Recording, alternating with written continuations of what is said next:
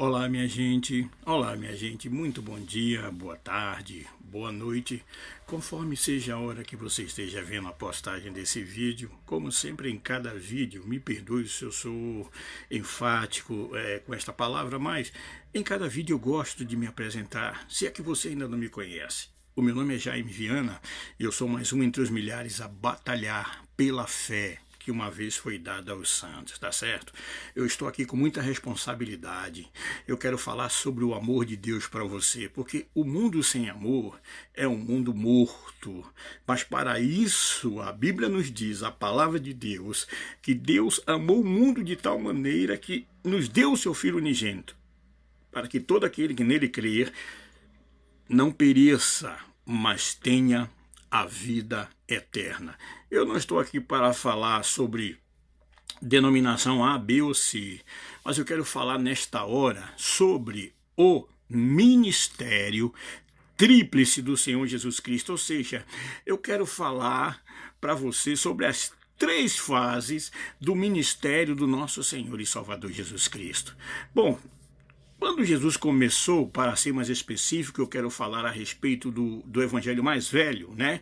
Que seria o evangelho de Marcos, que é considerado o evangelho o mais velho de todos, e depois vieram os outros evangelhos. Mas aqui falando sobre o evangelho de Marcos, no primeiro capítulo do evangelho de Marcos, versículo 15... o próprio Senhor Jesus Cristo, ele diz da seguinte maneira, eu estou com a Bíblia aberta aqui, vou ler para você. Aqui, ó, capítulo 1 de Marcos, versículo 15. E dizendo, o tempo está cumprido e o reino de Deus está próximo. Arrependei-vos e crede-vos no Evangelho. Está aqui a primeira parte das pregações de Jesus Cristo. Primeiro, para anunciar, vamos entender o que é Evangelho. Evangelho, segundo Aurélio, quer dizer que é boas novas. Na verdade, ali estava o desejado de todas as nações, o Senhor Jesus Cristo, quando inicia o seu ministério, ele dizendo a todos aqueles que o quisessem ouvir, que o reino de Deus estava chegando para todos aqueles que tinham sede, como diz o capítulo 5 do Evangelho de Mateus, que tinham fome e sede de justiça, ou seja, que estavam cansados de sofrer, que havia uma esperança para eles. Aqui está a primeira parte do ministério tríplice do Senhor Jesus Cristo, ele mostrando que havia uma saída, havia uma solução, mas não era uma saída transitória, não era uma saída passageira, mas uma saída definitiva, porque a palavra evangelho quer dizer boa nova, e quem quer ouvir boa nova? Boa nova é aquele que está perdido, boa nova é para aquele que está sem esperança, sem rumo, sem destino, sem ter para onde ir e sem ter para onde ficar. A boa nova é que Deus, como diz Isaías 32, ele nos preparou um refúgio, aleluia. E esse refúgio não é outro senão a glória de Deus sobre as nossas vidas. Esse refúgio é a manifestação do poder de Deus, é a palavra, é o evangelho, é o amor de Deus sendo revelado. Aqui está a primeira parte do ministério de Jesus. Ele começou a pregar e a dizer, há esperança para você bêbado, há esperança para você desviado, há esperança para você que está abatido, desanimado, você que é escravo do vício, escravo do pecado. Essa esperança não está no homem, não está em denominações, não está em igreja, não está em ideias fúteis, mas está no amor de Deus revelado. Mais uma vez eu volto a frisar, através da pessoa de nosso Senhor e Salvador Jesus Cristo. Então aqui Jesus começa a pregar, como nos diz Marcos 1, versículo 15. A segunda parte, e a segunda, ou seja, desse ministério tríplice do Senhor Jesus, a segunda parte que ele nos mostra é o seguinte, é o poder de Deus sendo manifestado. Ele pregava, então está aqui, ele começou a pregar. né, ele ensinava, depois de se pregar, porque se alguém falar, somente por falar, não vai passar de filosofia vã e barata. Mas aqui é que está o segredo da coisa. Não queira confundir o Evangelho, a palavra de Deus, com filosofia vã e barata. Filosofia faz parte daquilo que o homem acha ou deixa de achar. Mas aqui nós vemos o testemunho de Deus através da sua palavra. E essa palavra ela foi anunciada desde os primórdios, desde lá de Gênesis, quando o primeiro casal pecou, e o que foi que Deus fez para cobrir as vergonhas daquele casal. Quando eles haviam pecado, e quando Deus, na viração do dia, estava chamando por Adão, estava chamando por Eva, que foi o primeiro casal sobre a terra. O que é que essa palavra nos ensina nesse momento? É que Deus teve que matar um animal, sacrificar um animal inocente para cobrir as vestes de Adão e Eva. Porque até ali eles estavam se cobrindo com a sua própria força. Ou seja, pegaram algumas palhas de figueira, alguma coisa parecida como uma folha grande, e tentaram se cobrir, tentaram se esconder. Mas de Deus ninguém se esconde, gente. Deus conhece a sua situação, conhece a sua vida, conhece o seu pecado, Ele conhece todas as coisas. Mas para isso o Filho de Deus se manifestou, para desfazer as obras do diabo, para dizer mais uma vez a você a solução. Entenda isso, eu estou falando com alguém aqui que está pensando até em tirar a sua própria vida. A solução para o seu problema, enquanto você está vivo, enquanto o seu coração está batendo, porque a salvação está do lado de cada sepultura, não do outro lado.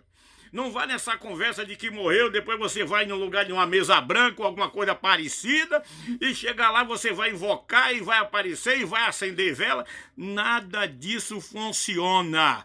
Eu afirmo categoricamente, porque a Bíblia diz para mim, e eu prefiro acreditar no que a Bíblia diz, porque a Bíblia é a palavra de Deus. A única vez que se viu essa manifestação toda aí é quando eu me lembro da primeira manifestação espírita descrita na Bíblia. O que, Jaime? Diga, eu me lembro dessa questão da primeira manifestação espírita, o que muitos hoje querem dizer, mas é um espírito desencarnado e vai renascer. Eu nunca vi nada disso na Bíblia, ninguém renascendo, ou seja, no sentido de reencarnar, como muitos querem pregar por aí. Então, o ministério tríplice de Jesus é para anunciar, para desfazer todas essas coisas, para desfazer todos esses pensamentos, toda essa obra contrária. Os próprios discípulos de Jesus, quando Jesus começa a andar por cima do mar, lá no livro de Mateus, está relatado, quando Jesus começa a andar por cima do mar, capítulo 14 do Evangelho de Mateus, Jesus está andando, eles pensaram que era um fantasma, e o Senhor disse, não temas, porque sou eu, aleluia! Aquele mesmo eu sou que se revelou a Moisés, lá no Monte Horebe, de trás do Monte Horebe, no capítulo 3 de Êxodo. Agora o próprio Jesus estava dizendo, sou eu, não tem mais. Eu volto aqui agora e falo sobre a primeira manifestação espírita. Aonde que está isso aí? Está em Gênesis. Como é que eu vou lhe explicar a você? O que é necessário para que se haja uma manifestação no Espiritismo, nessa doutrina, que é uma doutrina que está longe da palavra. Está, olha, ao lado da palavra, e não adianta estar ao lado da palavra, você tem que estar no caminho, como diz Isaías 30, você tem que estar no caminho, esse é o caminho, andai nele, o caminho é esse, está revelado pela palavra, porque pela palavra você é julgado, pela palavra você é liberto, pela palavra você é condenado. A palavra nos deixa como limite para que andemos, para que sejamos como bússola. Se estivermos lá do outro lado do mundo e seguimos o que diz a bússola, vamos chegar aqui no porto. E nesse caso é o porto da vida eterna. Amém? Então no ministério tríplice de Jesus, agora ele estava ensinando. Ele estava ensinando. Agora deixa eu só falar, porque eu falei sobre a questão do espiritismo. E o que é que acontece? A primeira manifestação espírita é relatada na Bíblia da seguinte maneira. O diabo, né, foi o espírito. A serpente foi o médium. Porque diz a palavra que o diabo entrou na serpente. E quem foi os enganados? Quem foi os iludidos? Os nossos primeiros pais, Adão e Eva, que foram naquela conversa, desobedeceram aquilo que Deus havia dito. Final da história, alguém teve que morrer, um animal teve que ser sacrificado para que a pele dele cobrisse as vergonhas dos nossos primeiros pais. Então está aqui a palavra me ensinando, me dizendo que agora no ministério tríplice do Senhor Jesus, ele primeiro pregava, ele ensinava o que é que estava pregando. Quando ele diz volto a falar categoricamente. Quando ele diz o seguinte, olhe, é-me dado todo o poder nos céus e na terra. Depois de haver ressuscitado, todo o poder foi dado a ele. Toda a glória foi dada e colocada na mão dele. E sem ele, como diz Colossenses, nada que se foi feito se fez. Não é verdade? Então eu quero dizer uma coisa para você aqui neste momento. Ainda falando sobre o ministério tríplice do Senhor Jesus. Agora ele estava ensinando que ele é e era e sempre será a resposta de Deus para o mal que assola toda a humanidade, que não é falta de comida, que não é falta de bebida, que não é falta de roupa, mas é a ausência de Deus na sua vida. E agora nos diz a Bíblia, como nos fala lá em 2 Coríntios, do capítulo 1, no versículo 20, Deus estava em Cristo nos reconciliando com Ele mesmo. Nos reconciliando com Ele mesmo, e nos deu sim, porque para Deus é da maneira que você está, vem a Ele. Eu ouço pessoas dizerem assim para mim, depois que eu largar o vício da bebida, depois que eu largar o vício do cigarro, depois que eu largar o vício da prostituição, eu vou me encontrar com Deus. Você não vai se encontrar nunca. Eu vou dizer a você por quê. Quem é que escraviza o homem? É o pecado, e o pecado ele procede de quem? De quem fez rebelião lá no céu, como diz o capítulo 12 de Apocalipse. E quem fez a rebelião no céu foi o diabo.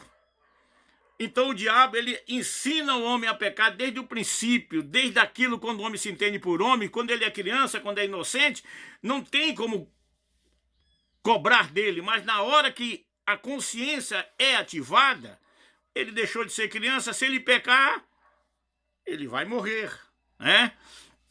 Então Jesus estava ensinando tudo isso, que existia um caminho novo e melhor, e que ele era o caminho, e que ele era a porta, e que ele é a salvação decretada por Deus para toda a humanidade.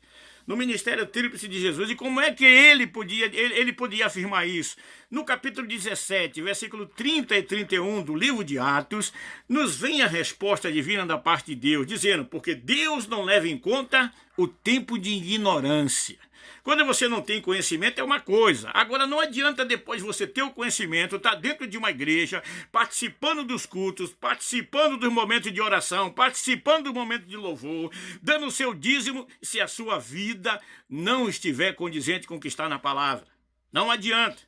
Então é para isso que essa palavra está aqui, para nos orientar. Vê se o lugar que você está pregando a palavra de Deus, para que não venha se cumprir na sua vida. Aquilo que está lá em 2 Coríntios, no capítulo 2, versículo 17, e também ainda em 2 Coríntios, no capítulo 3. Nós não somos, disse Paulo, como muitos falsificadores da palavra de Deus. Essa palavra pode ser falsificada? Pode. Pode, quando nós deixamos de seguir o que está na palavra e começamos a ir atrás de abobrinha, começamos a ir atrás de conversinha furada, porque pega uma bola daqui, uma bola de fogo dali, pega isso aqui. Meu pai, é tanta meninice, é tanta criancice, no meio do povo de Deus que parece que está se cumprindo em nós aquilo que está no capítulo 4 do livro de Éfesos, versículo 14, ou da carta de Paulo ao povo de Éfeso, para que não sejamos mais meninos levados por todo vento de doutrina.